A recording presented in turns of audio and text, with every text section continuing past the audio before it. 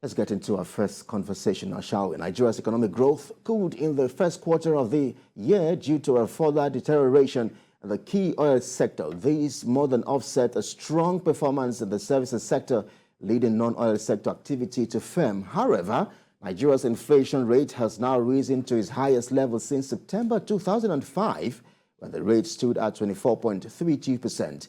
Let's bring the conversation home as expectations ahead of the Christmas and New Year celebrations among many Nigerians appear gloomy as the festive season draws nearer owing to the hike in food items. As a matter of fact, food items such as rice, vegetable oil, frozen and live chickens, tomato paste, pepper and condiments, which are essential for Christmas and New Year celebrations and parties, are beyond the reach of many Nigerians at this time. Let's get some insight and perspective from the Chief Consultant, B. Adedipe, and Associates Limited, Dr. Biodun Adedipe. He joins us on the program. Well, Dr. Biodun, thank you indeed for agreeing to speak with us here on Business Nigeria as usual.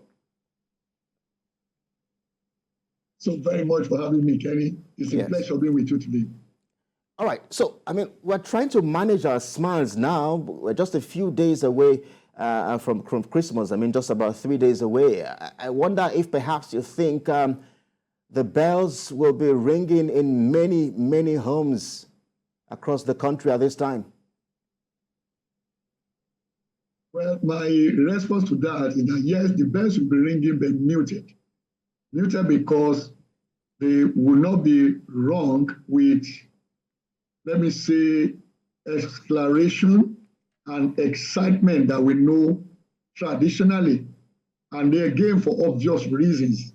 Some of them you mentioned in your opening statement, and that is in particular the cost of regular commodities, especially the one that we consume most toward the end of the year, the Yuletide season.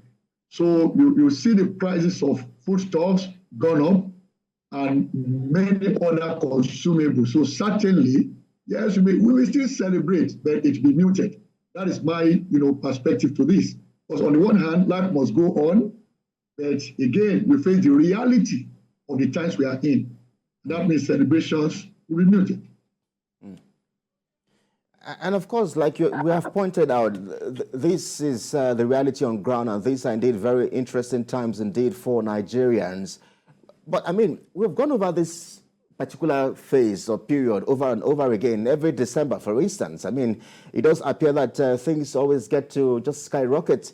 So I'm just wondering, is it a December thing? Is that something we can't do about it?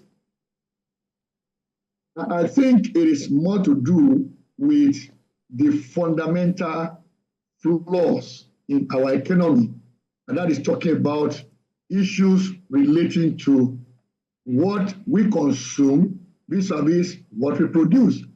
But it gets to a head towards the end of the year because that's a time of excitement that most people feel is a time for me to get new things, something about new cars at a lower level, new shoes, new clothes, and the rest of it. Some even probably will be looking at the year end as a time to get to finish their property development so that they can warm the house in the Nigerian language, so to say. So many families have very high hope and expectations for the year end. So that brings some kind of pressure in the market. So demand for most commodities naturally will also be on an uptick. And when that happens, naturally, that interchange, I call it nexus, between demand and supply, will put some pressure on prices. But again, that leads to the income. So if the size of the wallet is not strong enough vis-a-vis what people need to buy, then that becomes a major challenge everybody will begin to talk about. So that pressure is normal and natural toward the end of the year. It's not even peculiar to Nigeria, it's a global phenomenon. Because people have these high feelings that, okay, how will this year end? And then you begin to also envision and plan for the new year that is just around the corner. So people normally go out and spend more than the ordinary. They run from January to November. So that creates a lot of activity. And if you like, we may use the word tension in the market. So but when that comes, a lot of that will also be backed up by the real value of the currency they have in their hands. So if the money in the wallet cannot buy as much as it used to do historically, everybody will notice that and begin to complain about it. So it then brings us back to the issue of inflation. And as you rightly said in your opening statement, looking back to September 2005 till date, we are looking at the highest rate of inflation in Nigeria. But the mix of that inflation rate has significantly changed. And that is one thing I want to bring to attention of the viewers, in the sense that the food inflation is a major element in that, which means in terms of content, where the real pressure is coming from is food. And when you now look at food in the regular budget of a family or household, it has become very significant, leaving a smaller space for other items that are also important for the family. So in a situation like that, people will feel it, and they begin to also talk about it, and look, life is tougher now than in the preceding year, or maybe some years before now. So that is where the issue is coming from. Normal end of year pressures in the markets will happen quite all right. But now look at the wallet, whose size are not expanded, by the way, and it cannot stretch more than what it can accommodate, the basics, and that is food. So it then brings us back to, why are prices of food items so high? And that takes us to what I mentioned earlier, what we are producing. Are we producing the most of what we consume? Certainly not today. So and that is why it's something that the government has to address in a strategic manner. Yes, they've done quite massive work with respect to rice cultivation in Nigeria and processing. But we have not yet seen the impact of that on the price of a bag of rice in the market. Because what you see today is in fact not, let me say it has not moderated anyway, but the price you are looking at today is even higher than what we saw last year with imported rice. So which means there is something wrong in that, value chain that is not making the more rice we produce locally to come at prices better than what we're looking at when we're importing rice. So those are the things to interrogate and then come to terms with that reality. Dr. Biodun, I totally agree with you, because I remember that just a year or two ago, this particular administration shut down the borders across the country. And the reason Mr. President had taken such a very controversial decision was the fact that he wanted us to produce what we eat and eat what we produce. And so it's sad to see a bag of 50 kg rice to sell for as much as 40,000 or 45,000 and even more, as the case may be, as we are seeing at this time. But there is also the issue of the supplementary budget, which is before the National Assembly, 819.54 billion naira supplementary budget. The reason for this, of course, is as a result of the devastating effects of floods across states in the country and how that has impacted food inflation, of course. I wonder perhaps if you think this would maybe bring things down a bit, so try to reduce the rate at which Nigerians have had to witness this skyrocketing prices of goods and prices of commodities in very recent times. Yeah, a good point to raise there, and that is when the floods ravaged many states in Nigeria, we came across a news report that indicated that if those roads are to be rehabilitated and brought back to motorable condition, we probably will be looking at over 600 billion naira. Okay? Now, that for me resonates well in terms of the supplementary budget, which is to fix those roads. Now, if the roads are fixed, that means moving foods from the farms to the tabletop. That is looking at the entire food value chain. The transportation plays a big role in there. So if the roads are repaired quickly, now we may see the impact of that in the cost of transportation, which fits into the ultimate price of the food on our tables. So it then means, therefore, that is an area that needs urgent intervention. Now, I don't know whether government has started on that before now requesting for National Assembly's approval with supplementary budget. But if we look at that as something to be done from now going forward, then we may not see the immediate impact on the prices of foodstuffs in the market this December. That probably will begin to impact the food, prices from toward the end of the first quarter of 2023, and maybe even the second quarter of 2023. depending on the extent of the repairs to be done and the time required to get them completed.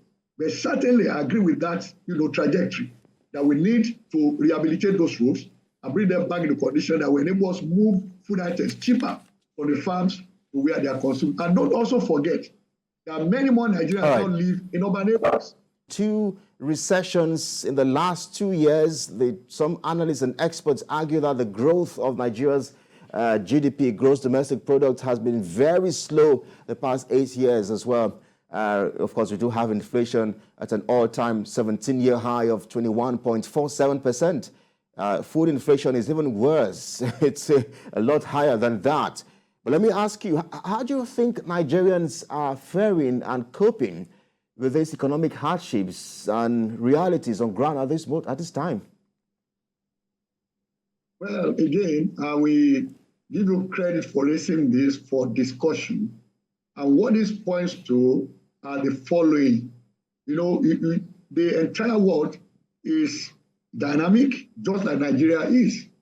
I was trying to make a point before we went on that break, and that is the point that if you look at Nigerian population today, estimated at 216.7 million people, more of us now live in urban areas. In the last 5 years, it shifted from 47 to 51% of our population now in urban areas. Now, the more of us that move to urban areas, the more there'll be pressure in terms of moving food to the urban areas, also in terms of pressures in the markets in those urban areas. So naturally, that will have some inflationary implications on the one hand. Now, the other side to it is the fact that, yes, the economy has suffered recession twice in the last 6 years. 2016, for obvious reasons, the collapse of oil, we're not producing and selling enough, okay, and of course the price of crude oil.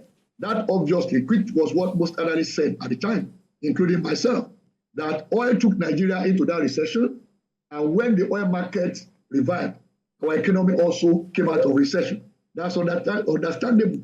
That of 2020 was not peculiar to Nigeria. The global economy itself contracted by 3.3%, our own contracted by 1.92%. So and many other countries around the world, because of the pandemic and its impact on economies, that is given. But when you take an average over the last 7-8 years, it will look very low for obvious reasons. Recession twice in between. The average can be good to look at, but it can also be misleading. And that is why it's important to look at each of those years. So when people now say that, yes, the economy is slowing down, I disagree with that. But when you come from 1.92 negative in 2020 to 3.4 in 2021, and now an average for the first 3 quarters of this year at about 2.97%, what that tells me is that the economy is still growing faster than the growth rate of our population. Nigeria's population is growing at 2.55% per annum. Okay? So if that is the case, it means something has also changed in the last 8 years. And that is, economy is now growing faster than population. That is positive. But the real issue for us is that we are not growing it inclusively. That means creating jobs. So it then means having identified what the problem is. That is what should be our focus. All right? So the focus should be, how do we grow this economy faster and then grow it more inclusively? Which is where now we look at various planks of policy. How are they aligned? Is there misalignment? What needs to be corrected?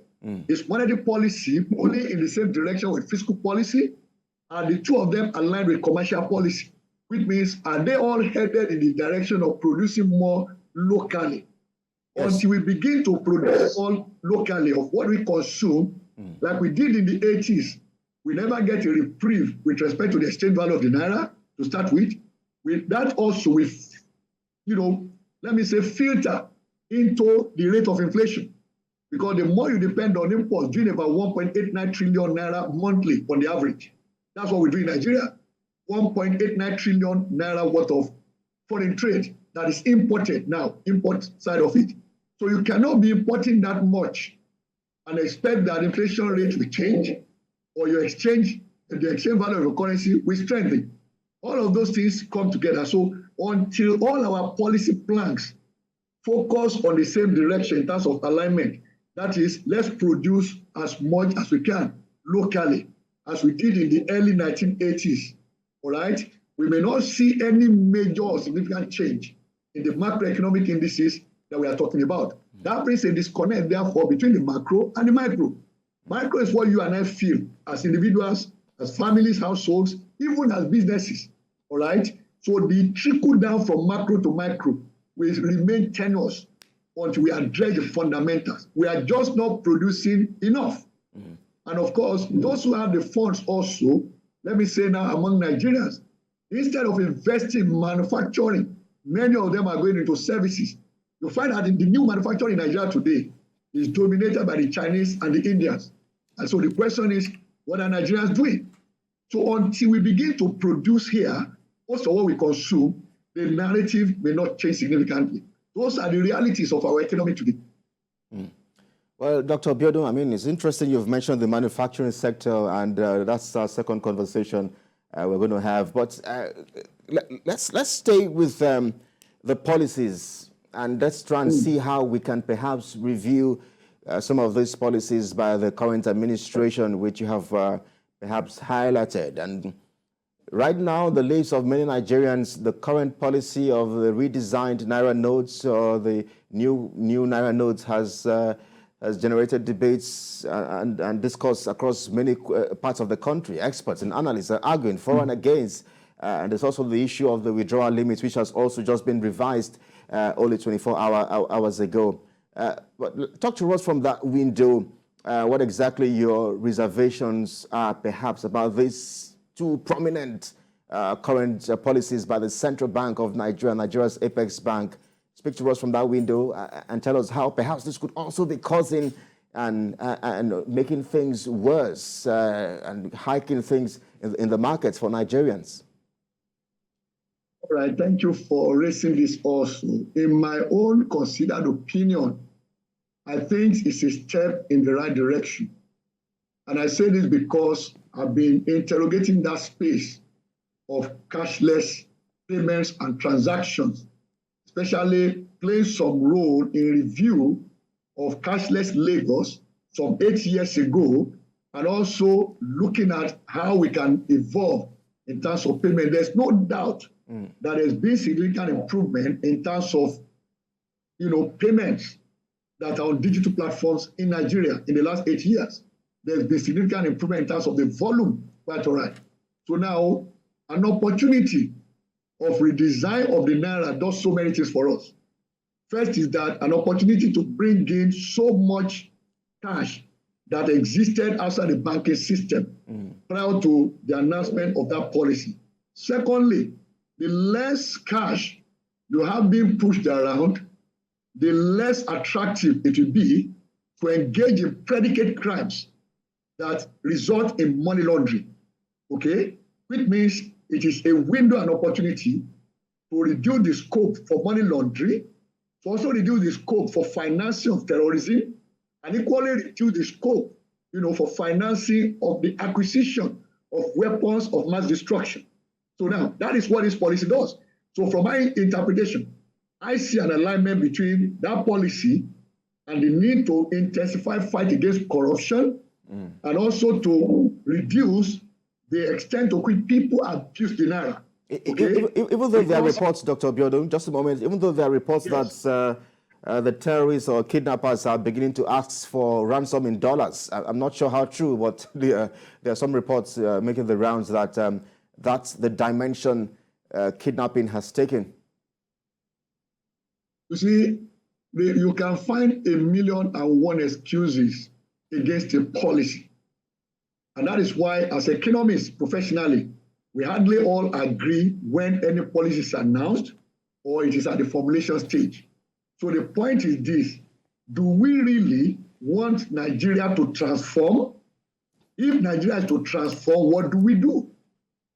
So now, is this something that we all want to rally behind, or we want to begin to find excuses why it should not be so?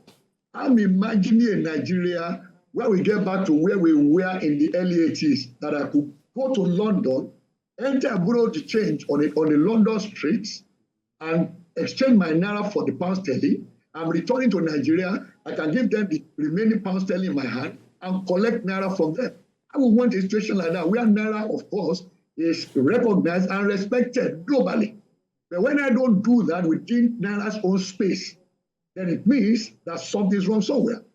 So what this window for me allows us to do is to be able to monitor transactions and also know to what extent are the transactions happening sitting on top of predicate crimes, or they are for genuine transactions. That's what it gives you opportunity to do.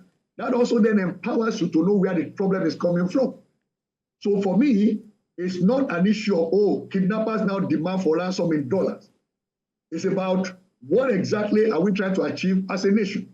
To what extent do I, even as a commercial person, business person, how do I price my goods and services? Do I price them in dollars or I price them in naira? So now, genuinely, therefore, the more naira is in demand, the greater will be the respect for it and the more valuable it will become. But if a foreign currency becomes the reference in your own jurisdiction, that means there's a problem with the way you manage your currency and the way commercial transactions are handled. That is my perspective. So everything we can do, therefore, to strengthen the naira is what is required.